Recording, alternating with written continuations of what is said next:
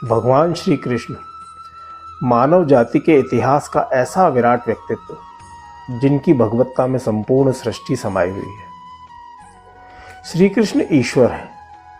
जो कुछ भी विद्यमान है, जो कुछ भी था और जो कुछ भी होगा, उस सबके कारण है।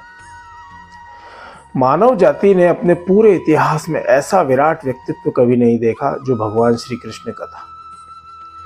भगवान श्री कृष्ण का रूप कुछ ऐसा है कि आप ईश्वर के किसी भी रूप को खोजते हो, आप ईश्वर के किसी भी रूप को पुकारते हो, वो वस्तुतः श्री कृष्ण का ही रूप है, वो वस्तुतः श्री कृष्ण की ही खोज है।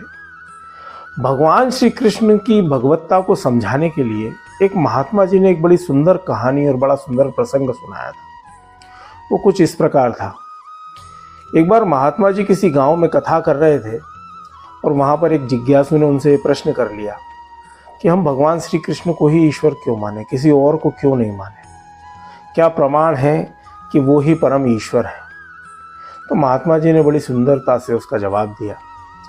महात्मा जी ने उस जिज्ञासु से कहा कि इस जगत में 6 प्रकार के ऐश्वर्य माने गए हैं: संपत्ति, शक्ति, यश, सुंदरता, ज्ञान और त्याग।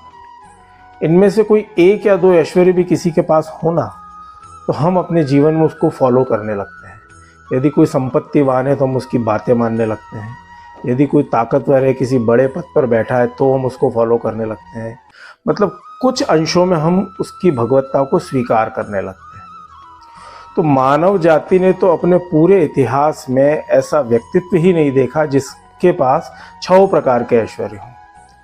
भगवान श्री कृष्ण से ज़्यादा संपत्तिवान मानव जाति में कोई नहीं हुआ, उनसे ज़्यादा शक्तिशाली कोई नहीं हुआ, उनसे ज़्यादा सुंदर कोई नहीं हुआ, उनसे ज़्यादा विख्यात भी कोई नहीं हुआ, उनसे ज़्यादा ज्ञानी कोई नहीं हुआ, और सब कुछ होते हुए भी उनसे ज़्यादा त्यागी कोई नहीं हुआ।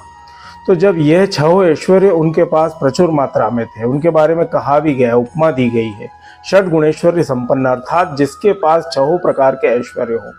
तो महात्मा जी ने उस जिज्ञासु से कहा कि अगर तुम इन ऐश्वर्यों को भी पैरामीटर मान लो तो भगवान श्री कृष्ण को परम ईश्वर मानने में अतिशयोक्ति क्या है।